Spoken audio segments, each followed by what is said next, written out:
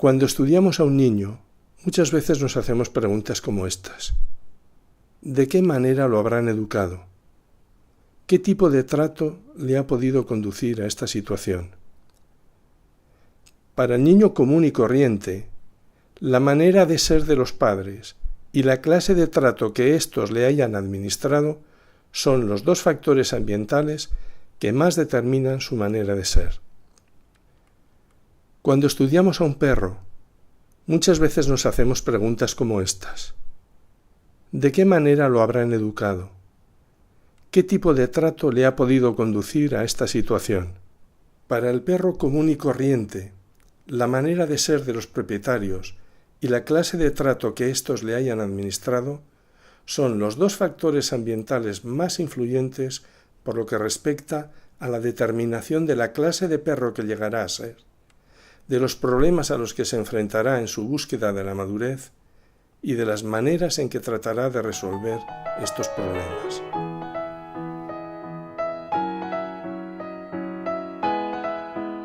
Cuando el cachorro llega al nuevo hogar, sus horizontes se agrandan y queda sujeto a influencias cada vez más amplias. Los demás miembros de la familia, los otros perros de la familia o los que se encuentran en el parque, los vecinos, etc. No obstante, lo que más influye en la manera de ser de un perro es la manera de ser del propietario expresada a través de la clase de trato que le dispense.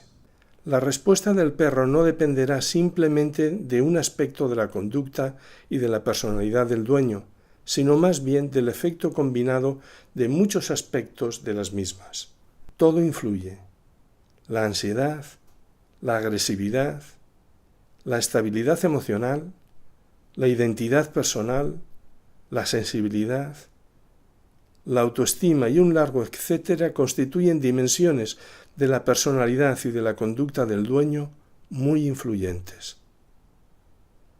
La ansiedad del dueño generará un ambiente propenso a la angustia. La agresividad mal controlada propiciará un ambiente inestable. El dueño que posee una identidad personal débil ofrecerá un medio inconsistente y empobrecido que dificultará la formación de una identidad congruente en el animal. Sin embargo, las dos dimensiones de la conducta del propietario más influyentes en el perro son el afecto y el control expresado mediante la disciplina. No solamente son las más influyentes, sino que son las más estudiadas. Como variables bipolares, las definiremos así. Afecto, hostilidad y control, autonomía. Definamos estas variables antes de proceder a su análisis.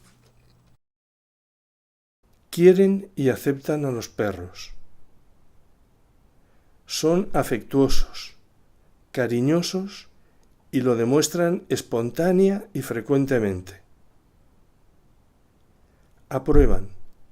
Buscan continuamente acciones de los perros bien realizadas para manifestarles su aprobación. Comprenden. Buscan la explicación. Prefieren comprender a juzgar. Ponen interés. Se dedican realmente a los perros. Les dedican tiempo. Castigan poco. Les duele tener que castigar. Para aquel que está habituado a tratar con propietarios, resulta fácil observar si quien tiene delante quiere a su perro positivamente o si lo siente como un animal doméstico plantado en su propiedad. Algunos no ocultan la hostilidad hacia su perro porque les parece socialmente aceptable. Otros la disimulan, pero aunque sea veladamente, dejan vislumbrar la crueldad que ocultan. Imponen muchas restricciones. Prohíben mucho. Acotan espontáneamente. Hacen cumplir estrictamente las normas. Exigen conductas recatadas, ladridos, en la limpieza, el ruido, etc. Exigen obediencia estricta a sus prohibiciones. Prohíben y controlan especialmente las manifestaciones sexuales y el juego violento que sugiera agresividad. La actitud del propietario ante la disciplina es más fácil de observar que el afecto. Basta fijarse en cómo conduce a su perro, en qué acciones le prohíbe o le permite, en su manera de dar las órdenes, etc. Si combinamos entre sí estas dos variables, obtenemos 4 grupos de propietarios. Los afectuosos que tratan a sus perros con control o disciplina. Los afectuosos que tratan a sus perros con autonomía. Los hostiles que tratan a sus perros con control o disciplina. Los hostiles que tratan a sus perros con autonomía.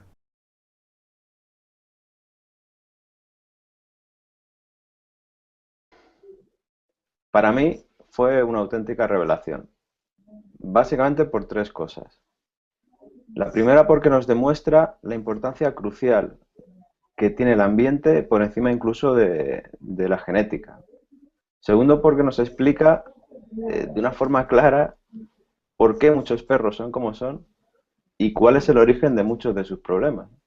Y tercero porque además nos enseña sobre qué debemos actuar para resolverlos. En la práctica es la primera herramienta que utilizas para saber qué está pasando en la casa del cliente.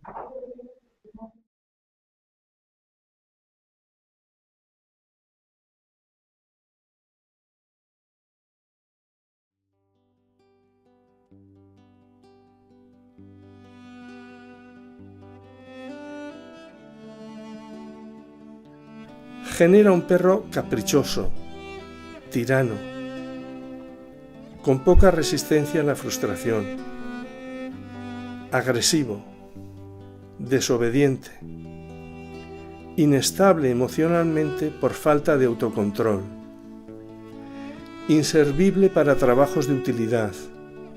La poca autoexigencia se traduce en inconstancia y, consecuentemente, en hechos insuficientes. Cuando va tomando conciencia de su inutilidad, si choca con otros perros, suele mostrar problemas de socialización. Genera un perro seguro, activo, comunicativo. Tiende a pensar, socialmente autoafirmado. Tiende a mostrar iniciativas, algo dominante, algo caprichoso, con algunas explosiones puntuales de agresividad, algo desobediente. Genera un perro seguro, activo pero autocontrolado, comunicativo pero comedido, con resistencia a la frustración, con agresividad controlada, obediente, quizás con menos iniciativa, pero más eficaz. Genera un perro sumiso, sin iniciativa ni competitividad, con poca necesidad de hacer bien las cosas, conformista, dependiente, pasivo, con la ansiedad típica y propia del dependiente. Fomenta en el perro una contrahostilidad sin permitirle expresarla en la conducta. A veces ni siquiera se percata de ella. Fácilmente trastornos emocionales con o sin manifestaciones psicosomáticas. Propensión a accidentes. Retraimiento social. Dificultad de relación con otros perros. Falta de confianza en sí mismo y de motivación para adoptar papeles de adulto. Puede aparecer un gran resentimiento paralizante. Propicia una conducta descontrolada. Pobre resistencia a la frustración. Máxima agresividad. Resentimiento que le mueve a actuar. Fácilmente chocará con las leyes que regulan la vida social de los humanos. Si reflexionas sobre lo que acabas de ver, el modelo te permitirá extraer conclusiones muy prácticas sobre la agresividad, la actividad, la creatividad, la dependencia del perro, etc. Pero además pretendo dirigir tu atención hacia algunas consideraciones. Primera, la necesidad del afecto en la educación.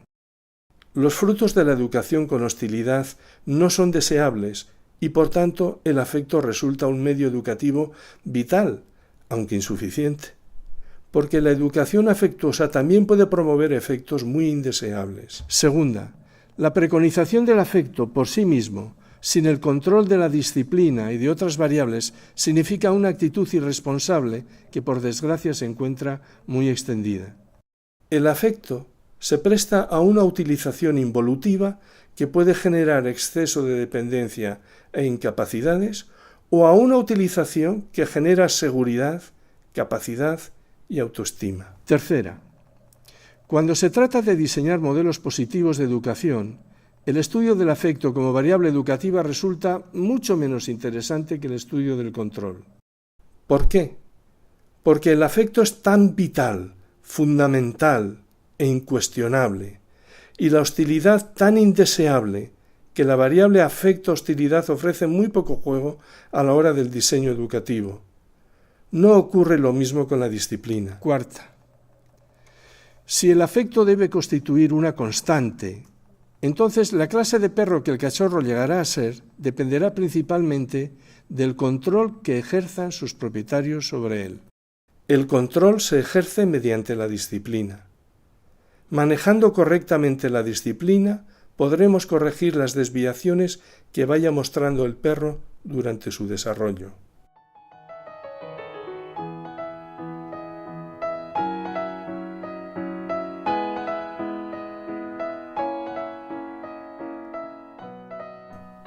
Este niño necesita un jefe de familia. No es cierto. Hay muchos padres que no cumplen correctamente con su papel de padre y resultan nefastos para la educación de sus hijos. También hay muchos niños que son educados solamente por su madre y huérfanos que son educados por otros familiares o por una institución tutelar. Por encima de quien se lo administre, este niño lo que necesita es afecto y disciplina. Este perrito necesita un jefe de la manada. ¿Para qué? ¿Desde cuándo los jefes de manada se han dedicado a la educación de los cachorros? Todos los criadores hemos constatado que son las madres las que se encargan de la educación de sus pequeños, las madres y otras perras de la perrera. Además, este perro ni tiene manada ni la va a tener nunca.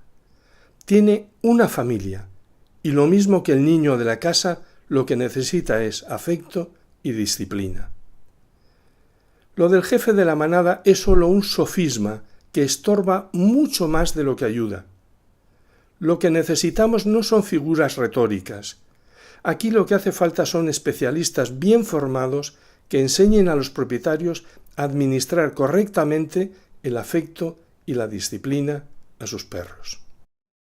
Este documento que tengo ante mí es un compendio de normas de disciplina elaborado por los profesores y exalumnos de nuestro máster en Psicología Clínica y Educativa aplicada al perro. Contiene cientos de normas. Manejar correctamente la disciplina consiste en saber elegir las normas más adecuadas a cada caso. Determinar certeramente la cantidad de normas y aplicarlas correctamente. Con estas conclusiones, elaboramos un modelo operativo en el que hemos instruido durante los últimos 10 años a cerca de 400 veterinarios educadores caninos en nuestro curso Máster en Psicología Clínica y Educativa aplicada al perro. En opinión de todos ellos, el modelo se ajusta a la realidad observada en los consultorios y constituye un instrumento de trabajo imprescindible. El Máster en Psicología Clínica y Educativa aplicada al perro me ha permitido descubrir muchas cosas, y una de ellas es el papel que en la educación juegan el afecto y el control. Para mí la relación afecto-control es un arma de doble filo. Un filo positivo, ya que si nos implicamos dando afecto y disciplina a nuestro perro, vamos a prevenir muchos problemas en el futuro. Pero también un filo negativo, ya que si no nos tomamos en serio estos dos elementos, el afecto y la disciplina, y no los combinamos correctamente, el animal y su propietario, en definitiva la convivencia, se va a resentir en mayor o menor medida. Para bien o para mal, está en nuestra mano. El tema me parece fundamental a la hora de aprender a educar a un animal. De hecho, a mí me sirvió y me sirve para saber cómo debo educar a mis hijos. Sobre el papel parece sencillo. Afecto, mucho afecto, a todas horas, es sano, estimulante y produce felicidad. El problema, la disciplina. ¿Dónde están los límites? Esa es la cuestión. Y no es lo mismo ni para todos los animales ni para todos los hijos. Pues es una herramienta que me permite obtener una fotografía que me describe un punto de partida y poder diseñar y planificar el plan terapéutico correcto. Afecto y disciplina o afecto y control funcionan como coordenadas en las que enmarcar las intervenciones educativas y, por supuesto, los diagnósticos de los problemas de comportamiento y convivencia que plantean mis clientes. En los casos reales con los que me he enfrentado hasta ahora, siempre he tenido en cuenta esta relación. Es importante, al acercarnos a un caso, descubrir cómo están influyendo estas variables en la relación entre el propietario y su perro. Esta información puede ser clave en la resolución de muchos casos o por lo menos nos puede permitir descartar algunas cosas u orientar mejor algunos de los casos. Trabajar con esas variables bipolares es un paso imprescindible para llegar a resolver las necesidades que muchos propietarios tienen de llevar a buen término una convivencia armoniosa con sus compañeros animales. También me permite determinar el registro y el canal de comunicación adecuado y correcto para mi comunicación con el propietario y con el paciente. El caso del binomio afecto-control para mí tiene un significado especial, porque esta enseñanza adquirida a comienzos del máster, enseguida comencé a utilizarla en las charlas que sobre tenencia responsable de mascotas impartía y todavía imparto a escolares de primaria y secundaria.